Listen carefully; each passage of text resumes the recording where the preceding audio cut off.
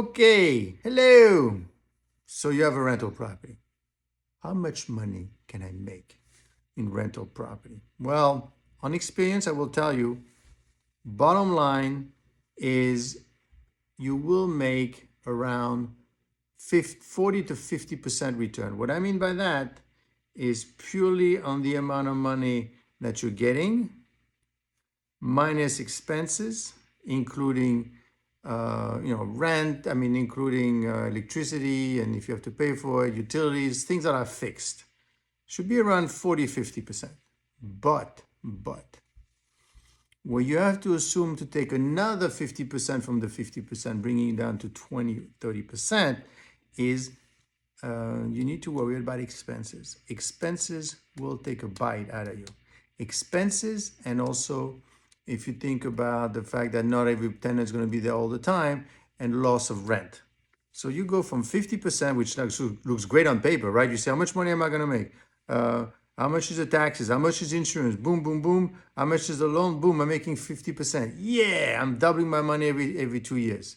Well, but then you have to talk about the expenses. And this is where it gets complicated. This is where it's tough to find out exactly what kind of expense you're going to have. And by expenses, I mean you need to call the plumber. You need to fix the roof.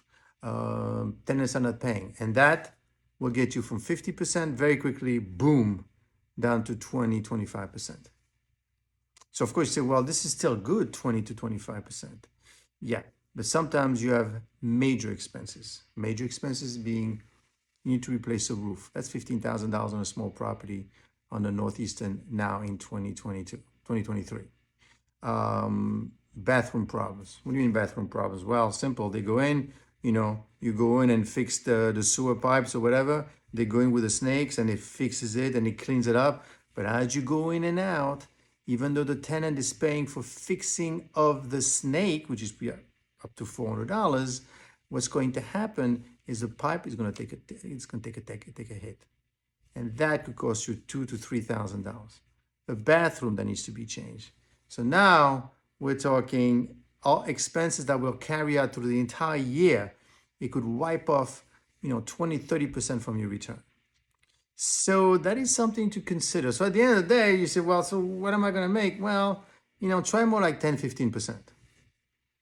But then the question you need to ask is 10 to 20% worth it? Is the risk worth it? Especially when you could look next door and you could see that the stock market will return 10 to 15% a year on average, or has returned on average, and worth today where you could get 5% risk-free. Do you want to have to worry about it? No, I don't want to worry about it. So what does that mean?